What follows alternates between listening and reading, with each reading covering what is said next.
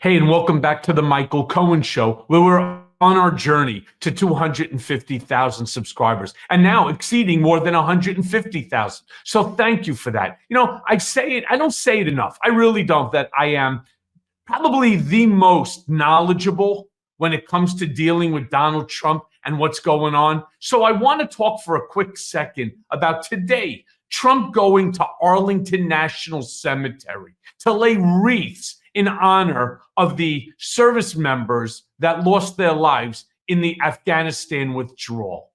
There's so much to say here. First and foremost, I'm not sure I understand why Donald Trump is there laying a wreath anyway. Donald Trump is not, and someone needs to tell him this, he is not the president of the United States.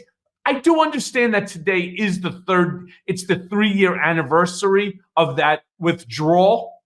But why Donald Trump is there at all, again, it eludes me. Somebody who has no regard for veterans, who has no regard for our military, has no regard for the service of country over self. So what I want to do is let's take a quick look at some clips of him there this morning, and then I'll give you my reaction.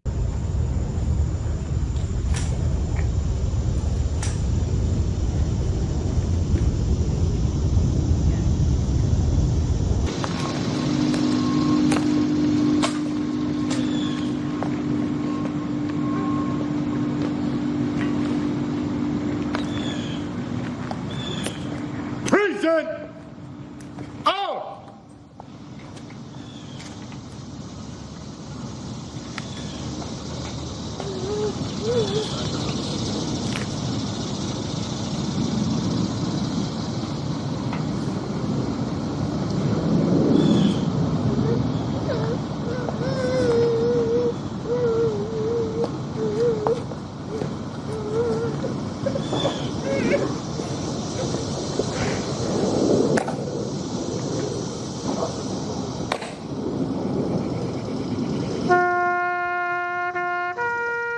All about being seen and playing a role. That's all he's doing. You see him looking around. Who's looking at me? Who's looking at me? The man who turned around and said that these brave soldiers, these brave service members who lost their lives are suckers and losers. Remember, Captain Bone Spur over there, who got the 4 Fs because he claimed that he had bone spur in the bottom of his foot, but of course could not tell you which foot he had the surgery on because it never happened. This is the same guy who turned around and said John McCain was not a hero because he got caught and captured, right? This is the same guy. Nothing has changed. Nothing, other than the fact that he's there. And again, I don't know why he's there laying the wreath anyway. Nevertheless, I want to just go for a quick second and show you the opportunist that is known as Donald J. Trump. This piece of shit posted on his Untruth Social platform this morning. This is the 3rd anniversary of the botched Afghanistan withdrawal, the most embarrassing moment in the history of our country. Gross incompetence, 13 dead American soldiers, hundreds of people wounded and dead. Americans and billions of dollars of military equipment left behind. You don't take our soldiers out first, you take them out last when all else is successfully done. Russia then invaded Ukraine. Israel was attacked, and the United States of America became and is a laughingstock all over the world. The fake news media remains silent in order to protect the worst administration in the history of our country, exclamation, MAGA 2024. Don't take this down yet. Don't take this down. We need to dissect just how sick this man actually is. He's not really talking about the 13 dead American soldiers. Not talking about any of that. What he's really talking about here, again, is botched, right? Look at the words that he puts in caps. Botched, dead, Americans, billions of dollars of military equipment left behind, right? Look at what he does. Fake news media remains silent in order to protect the worst administration in the history of our country, MAGA 2024. He's not talking about, we could take this down. He's not talking about the soldiers. He's not honoring them with his stupid post. What he's trying to do is to denigrate Joe Biden. He's trying to denigrate Kamala Harris. He's trying to show that he's not the military schmuck that we know that he is. All of a sudden, the withdrawal of Afghanistan is what created the war between Russia and Ukraine. So Russia's invasion of Ukraine is predicated off of the Afghanistan withdrawal. The attack by Hamas in Israel is a direct result of the withdrawal from Afghanistan. I mean, I don't even know how you put these together in the same basket. It's just word vomit thrown all together to try to show that he has half a clue about anything that he's talking about. I mean, I want to be very clear about something. Donald Trump is the one who ordered this rapid withdrawal from Afghanistan. And he did it, get a load of this, right after he lost the election to President Biden. Let me show you this. Let me show you this photo. I want to read from something. Trump ordered rapid withdrawal from Afghanistan after election loss. One of the paragraphs here.